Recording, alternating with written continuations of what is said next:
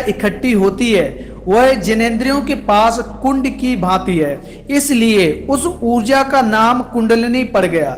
जैसे कोई पानी का छोटा सा कुंड, जैसे कोई सांप कुंडल मारकर सो गया हो। सोए हुए सांप को कभी देखा है कुंडल पर कुंडल मारकर फन को रखकर सोता है, लेकिन सोए हुए सांप को जरा छेड़ दो फन ऊपर उठ जाता है, कुंडल टूट जाते हैं। हमारे ठीक सेक्स सेंटर के पास हमारे जीवन ऊर्जा का कुंड है, जहां से सब फैलता है। वीरनाश करने से जो थोड़ा सा सुख मिलता है वह यौन सुख नहीं है, वह जो सेक्स सेंटर के पास जो कंपन होता है उसी कंपन के द्वारा हमें क्षण भर के सुख की अनुभूति होती है, और इसी क्षण भर के सुख को हम जीवन भर का सुख मान लेते हैं। और जब वहां पर सांप जागता है पूरा, उसका फन पूरे व्यक्तित्व को पार करके मस्तिष्क तक पहुंचता है, तब व्यक्ति काम वासना में अंधा हो जाता है, मनुष्य दीनहीन हो जाता है। यदि काम वासना को काट दिया जाए, क्रोध को अगर काट दिया जाए, लोभ को अगर काट दिया जाए, तो ऐसा व्यक्ति अध्यात्म की ओर बढ़ने लगता है और अपने जीवन में पूर्ण रूप से सफलता प्राप्त करने लगता है। बंद करो अब ये काम वासना की पूजा। दीन मनुष्य के दिन गए, अब महिमाशाली मनुष्य के दिन आने दो। अब उस मनुष्य के दिन आने दो जो ऊर्जाओं का रूपांतरण करेगा, दमन नहीं, जो हर ऊर्जा का उपयोग करेगा। और मैं तुमसे कहता हूँ, परमात्मा ने तुम्हें जो भी दिया है निश्चित ही व्यर्थ नहीं दिया है। परमात्मा पागल नहीं है। अगर उसने काम वासना दी है तो जरूर उसमें छिपा कोई खजाना होगा, उस खजाने को खोजो। अगर क्रोध दिया है तो जरूर क्रोध में छुपी कोई ऊर्जा होगी, और उस ऊर्जा का सही तरह से उपयोग करना सीख जाओ। एक बहुत ही सुंदर ब्रह्मचर्य की कहानी मुझे याद आ गई, चलिए आप लोगों को सुना देते हैं। एक बार गोपियों ने भगवान श्री कृष्ण से कहा, हे कृष्ण, हमें अगस्त ऋषि को भोग लगाने जाना है और ये यमुना जी बीच में पड़ती हैं, अब तुम बताओ हम कैसे जाएं? भगवान श्री कृष्ण ने कहा, जब तुम यमुना जी के पास जाओ तो उनसे कहना कि हे यमुना जी, अगर श्री कृष्ण ब्रह्मचारी हैं तो हमें रास्ता दो।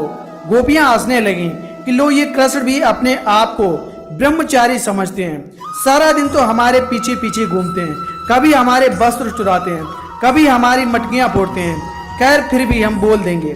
गोपियां यमुना जी के पास जाकर कहती हैं, हे यमुना जी, अगर श्री कृष्ण ब्रह्मचारी हैं तो हमें रास्ता दो।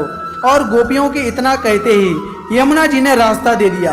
गोपियां तो सन्न रह गई कि ये क्या हुआ, कृष्ण और ब्रह्मचारी।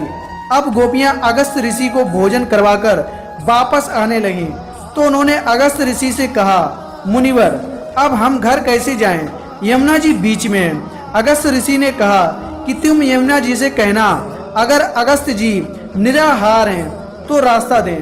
गोपियां मन में सोचने लगीं कि अभी हम इतना सारा भोजन लेके आए, सारा का सारा गटक गए, और अब अपने आप को निराहार बता रहे हैं। गोपियां यमुना जी के पास जाकर बोली, हे यमुना जी, अगर अगस्त ऋषि निराहार हैं तो हमें रास्ता दें। यमुना जी ने उन्हें तुरंत रास्ता दे दिया। गोपियां आश्चर्य करने लगी कि जो खाता है वो निराहार कैसे हो सकता है, और जो दिन रात हमारे पीछे फिरता है वो ब्रह्मचारी कैसे हो सकता है। इसी उधेड़ बुन में गोपियों ने कृष्ण के पास जाकर फिर से वही प्रश्न किया।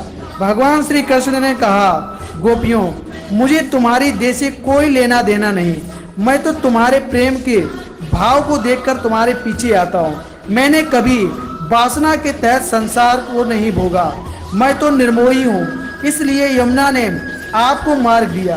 तब गोपियां बोली, भगवान, मुनिराज ने तो हमारे सामने भोजन ग्रहण किया, फिर भी वो बोले कि अगर अगस्त आजन्म उपवासी हैं तो ये यमुना मैया मार्ग देंगे। और बड़े आश्चर्य की बात है कि यमुना ने मार्ग दे दिया। श्री कृष्ण हंसने लगे और बोले, अगस्त आजन्म उपवासी हैं। अगस्त मुनि भोजन ग्रहण करने से पहले मुझे भोग लगाते हैं। उनका भोजन में कोई मोह नहीं होता, उनको कतई मन में नहीं होता कि मैं भोजन करूं या भोजन कर रहा हूं। वो तो अपने अंदर रह रहे मुझे भोजन करा रहे हैं, इसलिए वो आजन्म उपवासी हैं। तो दोस्तों, अगर आप लोगों को ब्रह्मचर्य की ये कहानी पसंद आई हो, ये वीडियो पसंद आया हो, तो वीडियो को लाइक कर दें, चैनल को सब्सक्राइब करके नोटिफिकेशन बेल को ऑल पे सिलेक्ट कर दें, ताकि जब भी मैं कोई वीडियो डालूं तो उसकी नोटिफिकेशन आपको सबसे पहले मिल जाए। जय श्री राम।